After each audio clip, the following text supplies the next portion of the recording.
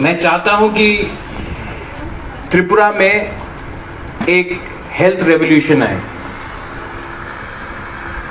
और ये स्वास्थ्य एक चीज ऐसा है जो किसी का जाति को नहीं देखता है, किसी का धर्म को नहीं देखता है, और हेल्थ एक ऐसा चीज है जो सबको इफेक्ट करता है।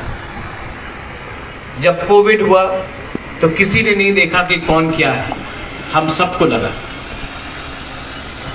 और त्रिपुरा को अगर आगे बढ़ना है तो हमें हेल्थ केयर अपने लोगों को, जब मैं अपने लोगों के बारे में बात करता हूं, मैं पूरा त्रिपुरा के बारे में बात करता हूं। हम त्रिपुरा के लोगों को health care, affordable health care, quality health care हमें चाहिए। और इसके लिए जब हम लोग एडीसी में पावर में आए थे तो मैंने उस समय, अब तो मैं ओपनली बोल सकता हूं, मैंने उस समय अपने मुख्यमंत्री जी से बात किया था और मैंने कहा था कि मैं अपोलो को एडीसी लाना चाहता हूं। तो उन्होंने कहा था कि वो तो अगरतला में भी नहीं आए हैं, एडीसी कैसे आएंगे? मुझे नहीं लगता होगा महाराज, आप कोशिश कर लो, लेकिन मुझे नहीं लगता होगा। मैंने इसको चैलेंज ऐसे नहीं लिया, मैंने कहा कि मैं कोशिश करता हूं। और कोशिश कर करके हमारे यहां में भी बहुत लोगों ने विश्वास नहीं किया, लेकिन सिस्टम ऐसा है कि सिस्टम को अगर आप पुश नहीं करोगे, अगर आप किसी को धक्का मार के नहीं बोलोगे करो करो, तो सिस्टम खुद ब खुद काम नहीं करता। मैंने बहुत कोशिश किया है और मुझे आज आपको बोलने में आनंद भी लगता है कि अपोलो एडीसी में है, अपोलो त्रिपुरा में है। लेकिन ये आ गया, हम लोग ने ताली मार दिया, खत्म नहीं। मैंने देखा है कि हमारा आज कोई भी त्रिपुरा का लोग हो, बाहर से हो या शहर से हो, अगर उनको ट्रीटमेंट चाहिए तो वेलोर जाना पड़ता है, बॉम्बे जाना पड़ता है, दिल्ली जाना पड़ता है, कलकत्ता जाना पड़ता है, गुवाहाटी जाना पड़ता है। मैं चाहता हूं कि खुमलुंग में ही हम एक ऐसा सेटअप बना दे, 5 साल हो 10 साल हो, कि कोई भी त्रिपुरा के आदमी को या महिला को या यूथ को बाहर जाने का दरकार नहीं होना चाहिए, उनको त्रिपुरा में ही उनका ट्रीटमेंट होना चाहिए। और ट्रीटमेंट वैसा हो जो क्वालिटी हो, लेकिन आपके जेब में खर्चा इतना नहीं। सामने बांग्लादेश है, बांग्लादेश से भी लोग चेन्नई पहुंच जाते हैं, हैदराबाद पहुंच जाते हैं, वेलोर पहुंच जाते हैं, दिल्ली पहुंच जाते हैं। आप यहां आकर करो। जब यहां में कोई आएगा, ट्रीटमेंट कराएगा, तो यहां का इकोनॉमी बढ़ेगा। क्योंकि जब एक पेशेंट आता है तो वो सिर्फ 1-2 दिन के लिए नहीं आता है, उनको यहां में 10 दिन 15 दिन बिताना पड़ता है। और अगर कोई 10-15 दिन यहां रहेगा तो वो पैसा भी खर्च करेगा और वो पैसा हमारे ही लोगों के पास जाए। आज तक हमने पैसा कमाया है और हमने जाकर बाहर में पैसा खर्च किया है। हम चाहता है कि बाहर के लोग आकर खुमलुंग में पैसा खर्च करें और ये पैसा आपके पास जाए। इकोनॉमी को अगर बढ़ाना है, अगर सिस्टम को बदलना है, तो पैसा आपके पास आना पड़ेगा, हेल्थ आपके पास आना पड़ेगा, एजुकेशन आपके पास आना पड़ेगा। मैं आपको एक अंदर का बात बोलता हूं, हेल्थ केयर मेरे लिए बहुत इंपॉर्टेंट है। मेरा पिताजी 2006 में, मुझे अभी भी याद है, उनके चेस्ट में थोड़ा सा दर्द हुआ। सवेरे 4 बजा था। उन्होंने राजमाता को, उस समय महारानी को, कहा कि मुझे ठीक नहीं लग रहा है, सांस लेने में प्रॉब्लम है। मेरा पिताजी। तो हमने बोला कि अच्छा ठीक है, दवाई ले लो, सो जाओ, पानी पी लो। 8 बजे उन्होंने कहा अभी भी 4 घंटा हो गया है, कहा अभी भी ठीक नहीं लग रहा है, सांस लेने में प्रॉब्लम है।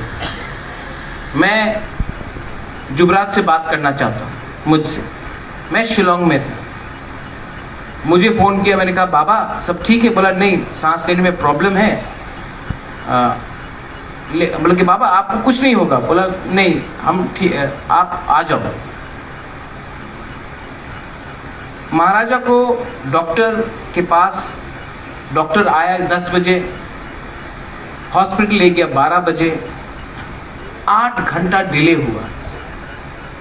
मैंने अपने बाबा को और कभी जिंदगी में नहीं देखा, वो फोन कॉल ही लास्ट टाइम था। ये डिले हुआ, जो भी रीजन के लिए हुआ, इसके लिए आज मेरा पिताजी मेरे संग नहीं है। मैंने कभी भी उनके संग और बात नहीं की। ये मेरे अंदर आज भी एक छोटा सा एक दर्द है कि मैंने अपने बाबा को उनके लास्ट मोमेंट में मैंने उनका हाथ नहीं पकड़ा, उनसे बात नहीं किया। मैंने अपने पिताजी को, मुझे रहना चाहिए था उससे, लेकिन वो 8 घंटा तक कंप्लेन करते रहा कि उसको सांस लेने में प्रॉब्लम था और ट्रीटमेंट नहीं हुआ। जब एक 60 साल का एक महिला, जो अभी डॉक्टर प्रेमानंद ने कहा है, खैरिंगबार आता है, हार्ट रेट 117 है, उस समय अगर ये अपोलो आने से पहले होता तो उनको अगरतला जाना पड़ता और डिले होता। क्या भी हो सकता, कोई बोल नहीं सकता। लेकिन राइट टाइम में डॉक्टर खैरिंगबार में उनका मुलाकात हुआ, उनको स्टेबलाइज किया गया। आज वो 60 साल का औरत अपने परिवार के संग है, ठीक है। अच्छा इंस्टीट्यूट बन सकता है, एक विश्वास है। और मैं ये क्यों कर रहा हूं? मैंने अपना पिताजी के बारे क्यों बात की, महाराजा के बारे क्यों बात की? महाराजा वीर विक्रम भी 1947 में उनका देहांत हुआ। जब वो उनका देहांत हुआ, ट्रीटमेंट करने वाला कोई नहीं था। जब तक डॉक्टर आया, महाराजा वीर विक्रम नहीं रहा। मेरा पिताजी को देखिए, अगर राइट टाइम में ट्रीटमेंट मिलता तो आज मेरा पिताजी जिंदा नहीं। तो आज अगर मेरे अंदर में एक सेंटिमेंट है कि अगर मैं आज एक भी व्यक्ति को बचा सकता हूं तो वो आशीर्वाद है ऊपर से हमको, कि हम लोग ने एक इंसान को बचाया जब वो उसका सिचुएशन सीरियस है। ये पर्सनल चीज है।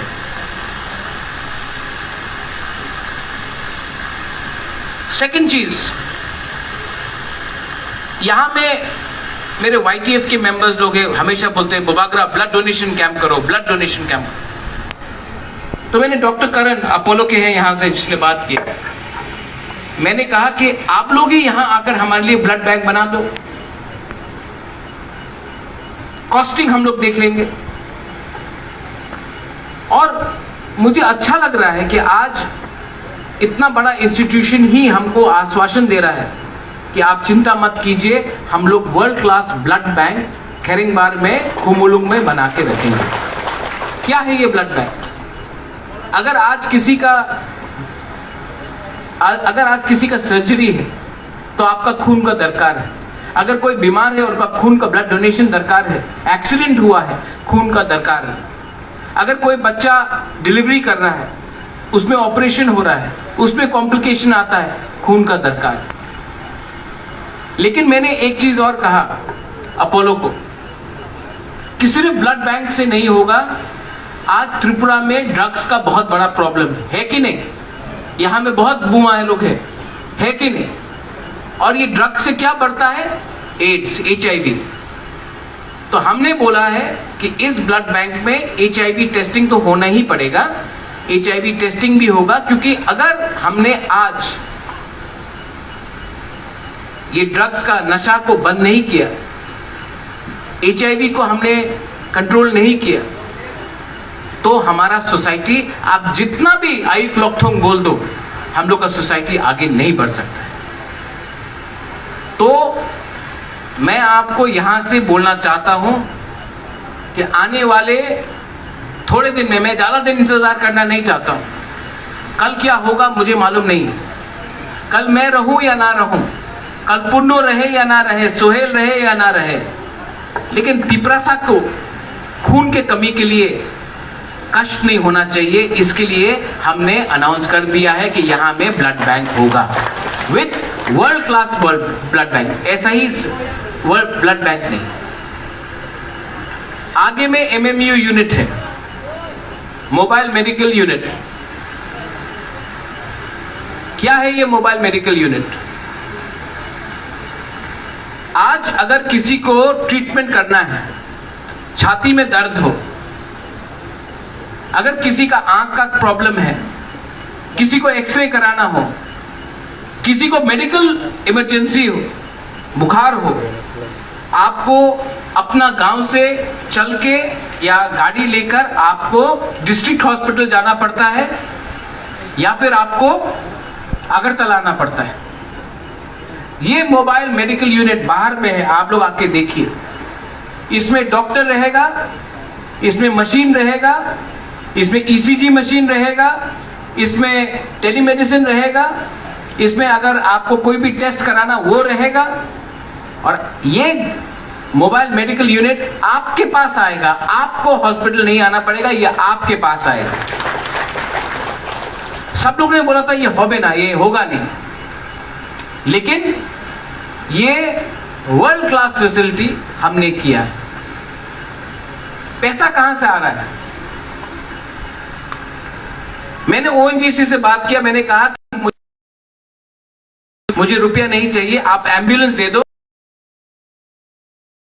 मैंने अपोलो को बोला कि ये है एम्बुलेंस, आप ये बनाओ, बाकी का खर्च हम देते हैं। हर समय डोनेशन मांगने से ज्यादा अच्छा है कि अपना दोफा को कुछ दो। स्मार्ट हॉस्पिटल भी बनाएंगे और ये वर्ल्ड क्लास स्मार्ट हॉस्पिटल आप सबके लिए, पूरा त्रिपुरा के लिए, क्योंकि हॉस्पिटल आज बहुत लोगों के लिए धंधा बन गया।